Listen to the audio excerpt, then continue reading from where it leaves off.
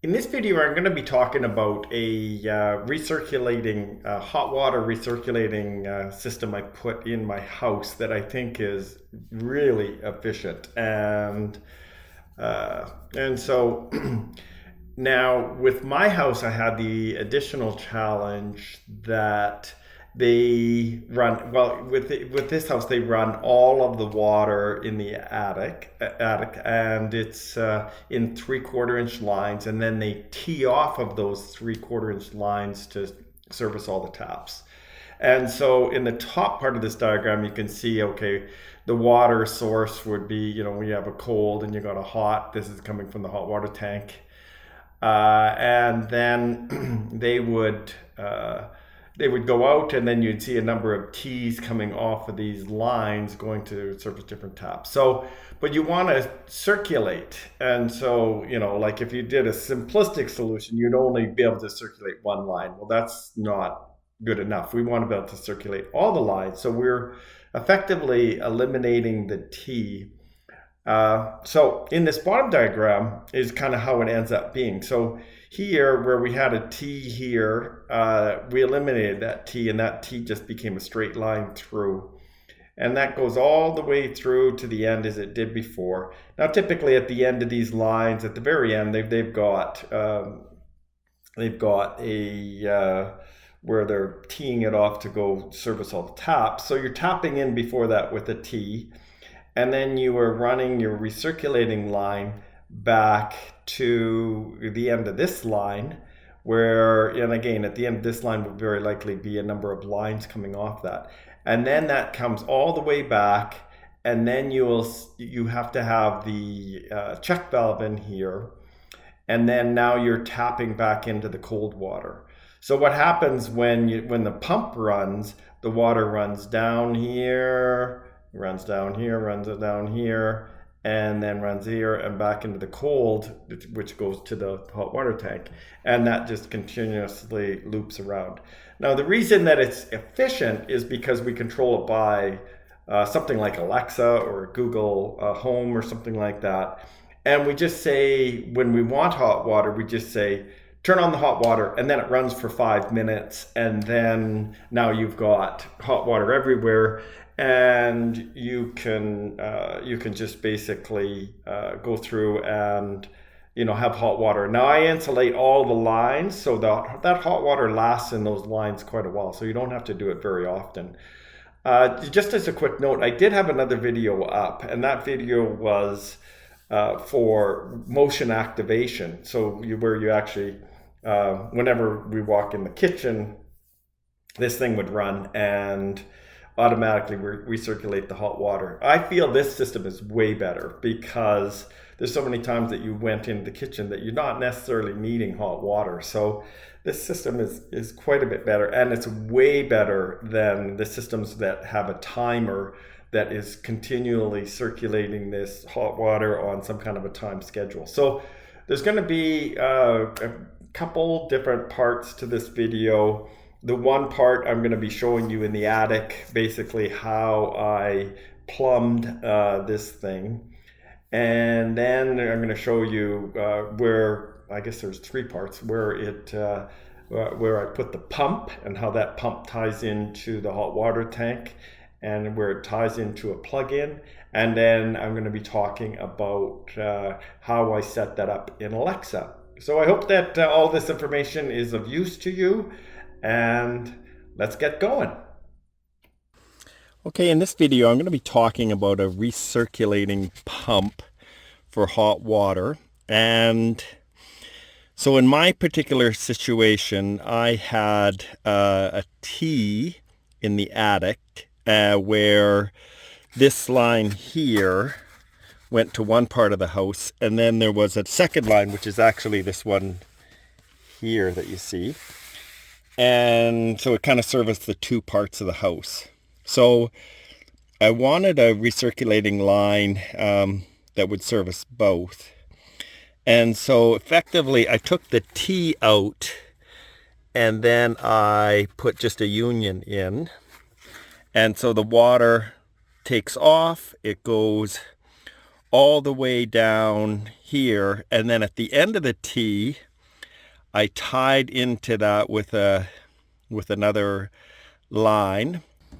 By the way, so this is at the end of that T where where this is a good example. So it's like so the T went to service one part of the house.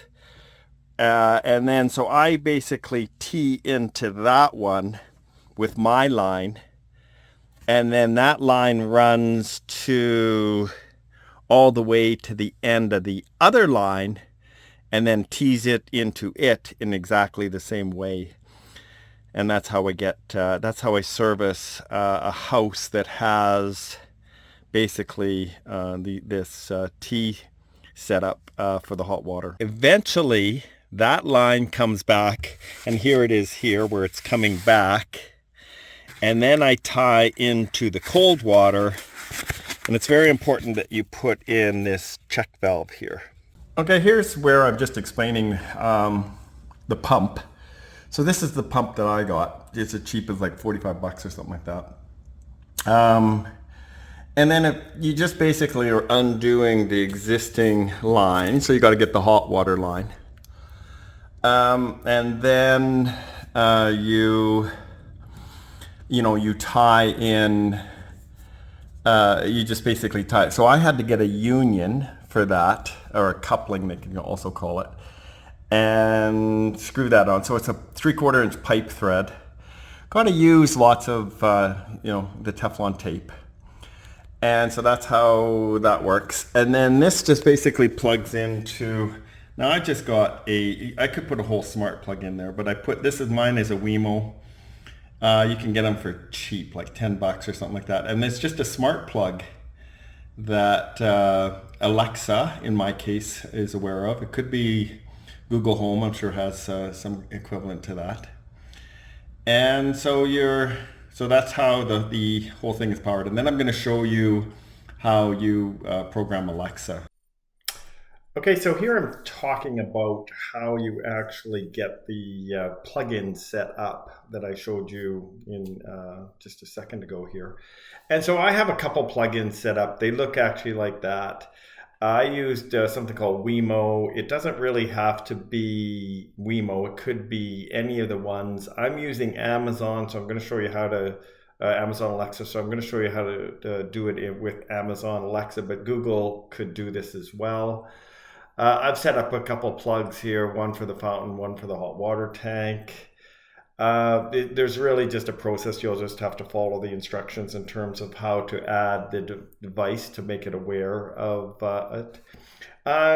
Take note of the rules, because you can set up rules where you could have it come on at 6 o'clock every morning if you wanted, and as just your first starting point. So that's where you basically set it up in Wemo. In the next thing we're going to do is actually show in the Alexa app. So now I've selected the Alexa app. I've selected devices, which was here. And then now I'm adding a new device. And the next thing it's going to ask you is, you can add a device, a group, whatever. So we're adding a device. And then it's saying what kind of device. You could say plug. There's shortcuts for different kinds of devices. Again, it's going to depend on what you get. One thing I wanted to take note is this, you don't always have to have the Amazon app open. You could, the Amazon device. You could just use your phone and use a speaker here to give it commands like doing the hot water. So that's that. So now we've set up the plug. In my case, I added it to Wemo. Then I went into Amazon and I added in there. The next thing we're going to do is we're going to set up a rule or a routine, I guess it is. And so you'll see this option at the bottom of your app within your phone, and you're going to be selecting more. The next thing you're going to see is this screen here, and then you're going to be selecting routines. And then after you do your routines, I've already set the routine up so you can see it's there, but you would be clicking the plus button up here to include a new routine. And when you go to add in a new routine, it's going to walk you through a process of each of the steps. So it's kind of like when you say something, in fact, I might have missed that step, but so you're saying when something happens, and in this case, it's when you say something, you want it to do something. And so here I gave it a couple different commands. I said, Alexa, hot water. So that's literally all you'd have to say is Alexa, hot water, or Alexa, turn on hot water. So you can give it multiple phrases. I did find that this turn on hot water was not as reliable as just hot water. At any rate, then you click the next button there. So now you've set up, kind of when you do something. And then you're going to select Smart Home as your next option. And then you're going to select Plugs. And if everything has worked right with your discovering the devices in Amazon and or in your Alexa, between the ones, you should see that one show up there. Now I call mine, maybe I'll give it like a house number and the hot water, because I don't want it to get confused when I'm talking about my routines versus my devices. So, okay, so I call mine, so you select hot water. Then the next option you're going to get is to power, the power setting, and I'm basically turning it on. So now we've told it, okay, when I say hot water, select this device and turn the hot water on. The next thing we're going to do is we're going to add another thing, and this time we're going to add it and we're going to tell it to wait. And the reason we want to wait is because we want that hot water to circulate up in those lines for about 5 minutes. In my case, it's 5 minutes. It could be less. I could probably do it in 3 minutes. It would circulate all the hot water I wanted. But then the next thing it asks you is how many minutes. You can set this to whatever you like. And so now we've set up two things. We've set up the adding to turn the device on and then wait 5 minutes. The next thing you would do is you go back through the process again, and now you're selecting another device action. You're going to select the same device, and instead of powering on, now we're going to be powering it off. And so that's kind of the last step in that process is to do the power off step. And so if you look at kind of like the whole routine, what you see is if you say Alexa hot water, then it's going to 196 hot water, it's going to turn it on, it's going to wait 5 minutes, and then it's going to turn it off. And then you're going to finish. And so that's really all the steps that are necessary from creating these plugs, going in, adding it to your Alexa, and then setting up these routines. So I hope that helps.